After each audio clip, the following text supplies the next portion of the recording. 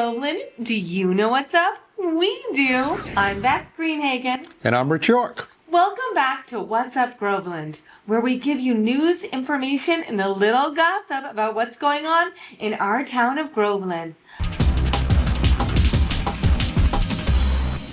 Not only do we have another installment from our historian, Lee Thomas, but we also have some special guests for you tonight. Before we get started, though, we'd like to start showcasing some cool places in town by quizzing you. Check this one out and see if you know where it is in Groveland. Thanks, Beth. At the September 29th meeting, the Select Board voted in favor of 64-gallon trash carts. The board also voted to dissolve the Trash and Recycling Committee. The Trash and Recycling Committee met monthly for over 2 years, worked on trash diversion, sent out a town-wide newsletter, and held public information sessions. The Trash and Recycling Committee also unanimously approved the 96-gallon recycling carts that we are recently distributing to each household. The Select Board is now discussing appointing a sustainability committee. Haverhill Pride announced this month that their first ever Pride Parade, held in June, was so successful that they started formalizing their organization and are working toward achieving 501c3 status. The Pride Parade drew an estimated 1,200 attendees, raising over $40,000 in just 3 months. As part of their efforts, they are committing to year-round programming, electing a board of directors that will guide Haverhill Pride's work to foster year-round activities, resources, and support for local LGBTQIA+ communities. Their next social event fundraiser is a platonic speed friending event designed to help people make new friends and build connections with the Haverhill Pride community. It is planned for Saturday, November 22nd, from 1 to 4 at Barrios Tacos in Haverhill. Next year's Pride Parade will return to the city on Saturday, June 20th, 2026. Haverhill Pride is actively recruiting community members who would like to volunteer, and you can find more information on their website at haverhillpride.org. Or you can also connect with them on Facebook and Instagram. It's not too late to purchase a ticket for the November calendar raffle run by the Friends of Groveland Council on Aging. Every dollar raised supports the mission of the Groveland COA. Each $10 ticket is entered into 31 drawings, one for each day of the month, with a bonus drawing on Thanksgiving Day. The daily prizes are worth between $50 and $100 and may be cash, goods, or services offered by local businesses. Last year, 2 people won twice. The November raffle calendar with entry forms are available at the COA office, at the Langley Adams Library, and at other locations around town. Cash, check, and Venmo are accepted. More than 20 local businesses contributed to the fundraiser. The Friends encourage participants to shop locally and to thank businesses for their support. And now for this month's Groveland History Spotlight. Lee? Thanks, Rich. I'm Lee Thomas, and this is What Was Up, Groveland. In 1859, Ezekiel Hale purchased a mill on Johnson's Brook in South Groveland. He converted it to a woolen mill and was producing high-quality flannel. When the Civil War broke out, he landed a contract with the U.S. Army to make blankets for the troops and hospitals. With such a lucrative contract, he was able to expand his business to 236 looms with accompanying support machinery. Wanting to attract a solid workforce, he bought up most of the land surrounding the mills and created what would become an international model of the ideal industrial community, building quality homes, schools, and churches. In 1874, while traveling by train to Boston, he met a young man named Arthur D. Veasey and was quickly impressed by his intelligence and strong character. By the time the train arrived in Boston, Ezekiel Hale had offered the 19-year-old Veasey a job as his carriage driver. Arthur Dennis Veasey was born in Charlestown, Massachusetts in 1854. His father was a carpenter who specialized in building staircases, and after the Civil War, he moved his family to Haverhill, which was experiencing a post-war building boom. Arthur graduated from Haverhill High School and worked for his father and other small businessmen in the area until he met Ezekiel Hale. By the time he was 23, Arthur had become the bookkeeper for the Groveland Mills. At 24, he was promoted to assistant manager. Ezekiel Hale died in 1881, and in his will directed that 27-year-old Arthur Veasey be appointed supervisor of the Groveland Mills at a salary of $10,000 per year, equivalent to $500,000 today. In 1892, Veasey partnered with Hale's grandson to buy the Groveland Mills. In 1903, he bought out Hale for $500,000, about $2.5 million today. Adding to his growing business, he was able to connect with Henry Ford to make the upholstery fabric for his new Model Ts. As the success grew, Arthur Veasey began to buy up property in Haverhill and Groveland. A particular favorite purchase in 1910 was a drumlin called Reservoir Hill, which sloped down to Johnson Pond. Everything about the 47 acres appealed to his love of the outdoors. There were woods to hike in, the pond to canoe in, a wide variety of wildlife to observe, and the hilltop was cool in the summer. Using the skills of his mill workers, he had a summer bungalow built on top of the hill. He leased out the land between the hill and Washington Street to a dairy farmer who managed a farm called Wabanaki. Arthur D. Veasey retired in 1925 and died in 1927. In 1929, his son Arthur Hale Veasey liquidated the company. Arthur D.'s wife, Clara, lived at the bungalow until her death in 1941. In 1959, the property was sold to the Catholic Little Missionary Sisters of Charity, who, after adding a chapel, used the property to care for female mental patients after the closing of the Danvers Mental Hospital and a summer camp. The nuns welcomed local winter lovers who used the hill for sledding, causing the locals to name it Nuns Hill. In 1996, the town of Groveland bought the property with financial help from the Veasey family and the stipulation that the purchased land be called Veasey Memorial Park. Thanks, Lee.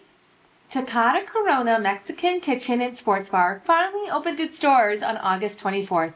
The restaurant, located in Elm Park on Groveland's main drag, has been enjoying crowds of excited Grovelanders ever since.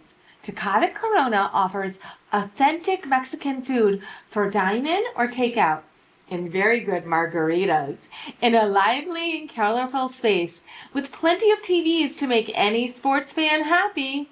Friendly staff told us that they plan to host karaoke and live music events. Check them out soon. Merrimack Health held a celebratory sign unveiling in September to announce its new unified brand identity. This marks a year-long process that started when Lawrence General bought the Holy Family Hospitals in Haverhill and Methuen from the bankrupt Stewart Healthcare for $28 million. Paying tribute to the river that runs through the 13 major communities served by the healthcare system. The new name will also include physician practices, which will be known as Merrimack Health Community Medical Associates. Since the unveiling, the new system also appointed their interim president and CEO, Diana Richardson, to permanent status. According to Merrimack Health's website, Ms. Richardson has played a key role in the state's incident command response to Stewart's Healthcare's bankruptcy, and then worked as a transition liaison. Before that, she was a long-time executive at Tufts Medical, as well as the University of Florida's Shands Hospital in Gainesville, Florida. A recent series of editorials in the Boston Globe discussed the need for more housing in our state and rules that were preventing housing from being built. The first editorial, dated September 21st, 2025, entitled Rollback Regulations to Lower Housing Costs, examines how local regulations may be too restrictive and discourage the building of affordable homes. Our own Sam Joslin, Groveland's building inspector and current president of the Massachusetts Building Commissioners and Inspectors Association, was quoted as saying, "Whether it's local regulations or a new energy code or building code standards, each on their own are a great idea. When you start cumulatively putting it all together, affordable units aren't as affordable as we'd like them to be." We decided to look closely at our own town to determine if Groveland regulations were too onerous and prevented affordable housing in our own town. Housing regulations in Groveland include zoning laws, building codes, environmental restrictions, and permitting requirements. These rules are intended to ensure safety, protect the environment, maintain community character, and manage growth. As an example, Groveland uses zoning bylaws to control the type and density of housing that can be built in various parts of town. These zoning rules often favor single-family homes on large lots, which can limit the supply of smaller, more affordable units. Another example is our complex permitting processes, high fees, and lengthy approval timelines that can increase project cost, make it less attractive for builders to invest in affordable housing projects.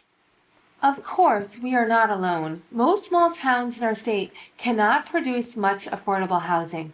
While these rules and regulations serve important purposes, they also present obstacles to expanding affordable housing options. Addressing these regulatory barriers could be a key step towards improving housing affordability in our town.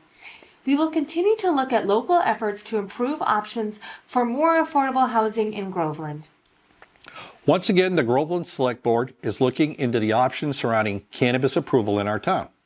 On October 14th, the board met at the regular meeting with discussions of recreational marijuana on the agenda. We have some history on this subject. Massachusetts allows for two different legal uses of cannabis, commonly called marijuana. The first is known as medical marijuana. Medical marijuana has been legal since 2012 for patients with qualifying conditions. Massachusetts legalized recreational marijuana use for adults 21 years and older following the passage of Question 4 in November 2016. In Groveland, medical marijuana businesses can exist due to statewide regulations. However, we don't have any. For recreational marijuana, each town must adopt a bylaw allowing it. At the 2018 annual town meeting, a temporary moratorium was passed, halting any considerations of any approvals. In November that year, the second meeting required a townwide vote on the issue. In May of 2019, 49% of the voters approved the prohibition of any marijuana-related businesses in town. 46% voted against the prohibition. The presence of marijuana businesses has sparked debate in many towns. Supporters point to increased municipal revenue, job creation, and the benefits of regulated sales over black market activity. Opponents often raise concerns about potential increases in crime, youth access, and changes in the character of their communities. Public opinion remains divided, and local policies continue to evolve as towns assess the impact of marijuana legalization on their residents and economies. The current select board asked the town administrator to develop two model bylaws. One would allow retail recreational marijuana in town. The other would allow marijuana growth facilities in town. Evidently, only a town meeting approval vote would enable either of these zoning bylaws to be enacted. So, where do we stand? Should we become more business-friendly and allow recreational marijuana? Or should we continue to remain a dry town, retaining our quiet and safe character? It looks like voters will be asked again to weigh in. Be informed, contact your select board members, do your research, and be ready to vote. A local theater company had a big year this year, and they have an exciting new show coming up. Check this out. Hello Groveland, this is Stephanie Bartelt here for Groveland Community News and What's Up Groveland. And we are coming to you from Georgetown Theatre Workshop's live rehearsals in Byfield as they prepare for their newest production. We are hoping to give you a behind-the-scenes tour, and we're here with Mary-Liz Murry. Can you tell us a little bit about you and your role with the theater? Sure thing. So I'm Mary-Liz Murry. I'm currently the president of Georgetown Theatre Workshop and playing Alice in our fall production of Alice in Wonderland. And I've been making theater for about 25 years. I've been in this area for 6 and been involved with Georgetown Theatre Workshop since then. And we hear you have an exciting new show coming up. What's that and when is it? We do. It's Alice in Wonderland, the classic Alice in Wonderland. It opens November 14th, which is a Friday, and we run Friday, Saturday, Sunday, the 14th, 15th, and 16th of November, and the 21st, 22nd, and 23rd of November. You guys have been around for a while. Can you tell us a little bit about your community involvement? Yeah, we've been around for 50 years, actually, Georgetown Theatre Workshop. We just celebrated our 50th anniversary year. It started as a club out of the First Congregational Church in Georgetown with many local folks and has just continued to produce theater over the last 50 years. We've been at the old Grange for folks who remember that building. We've been at multiple locations, and now we're here at the Byfield Community Arts Center as a company in residence performing here 3 times a year. Congratulations. That's really, really cool. You guys should be proud. That's awesome.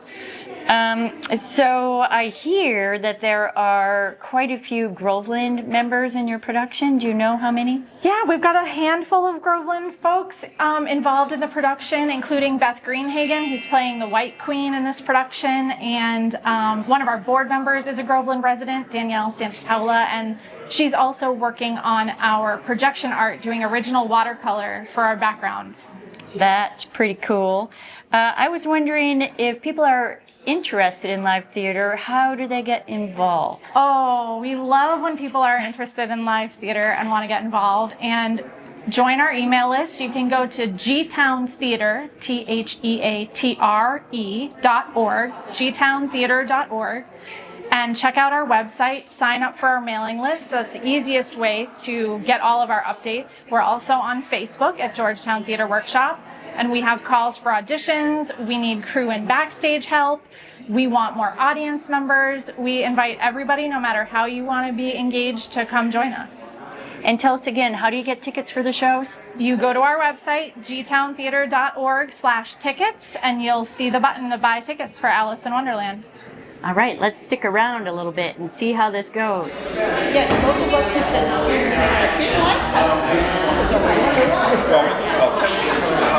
Yeah, well, yeah, we didn't give her very scary. I'm very glad I happened to be in the way. Am I addressing the White Queen? Well, yes, if you call that addressing. It's not my notion of the thing at all. Silence, every one of you.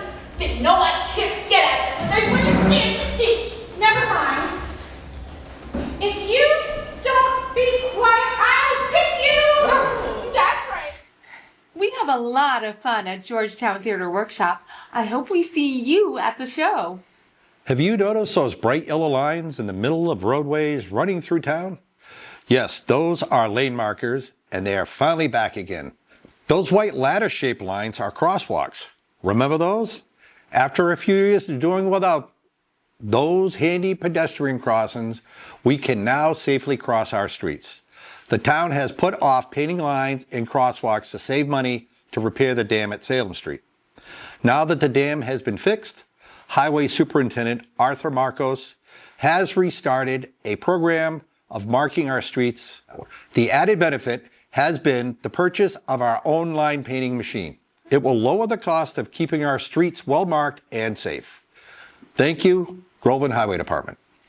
And now for the first in our new series of recycling tips entitled So Easy, Even Kids Can Figure It Out. We want to welcome our 2 guest recyclers, Lydia and Carter Booth. Good evening, Groveland. Recycling is usually easy, but sometimes certain things can't go in that big green cart. See what you think about these 3 items. Can this be recycled in Groveland? A Tetra Pak milk carton. Can this be recycled in Groveland? A used envelope with a window. Can this be recycled in Groveland? Some shredded paper. We'll be back in a few minutes to give some answers. Did you guess where in Groveland our quiz is from? Riverview Cemetery is located on Route 113 in Groveland. But did you know that Groveland also has a smallpox burial ground? In 1777, there was a smallpox epidemic and 8 people died in late spring and early summer. 5 of these deaths were members of the Hardy family. By 1894, the site was overgrown and many slate markers were crumbling. A committee was formed to determine improvements. Town meeting approved the purchase of the site for $25 and erected a new memorial stone and a fence for $125. The monument was erected November 25th, 1896, and you can see it today.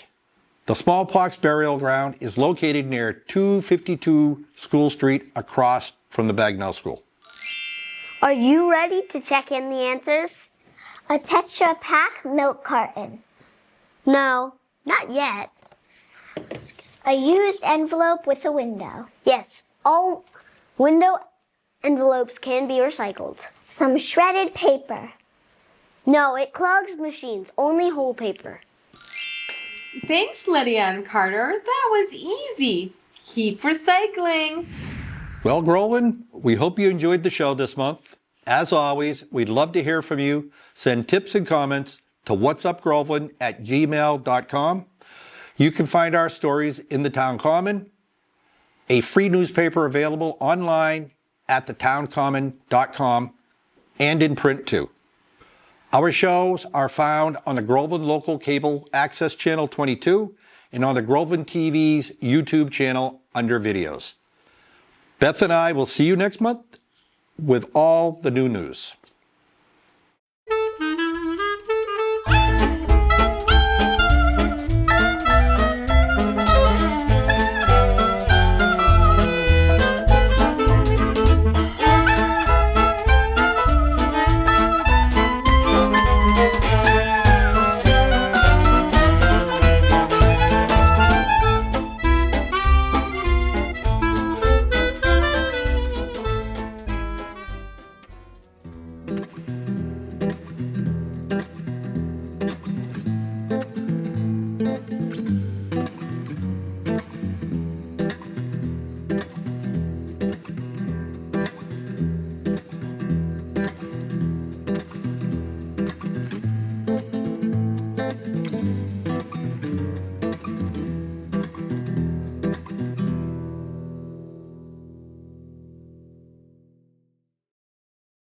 GCN, Groveland's Community News.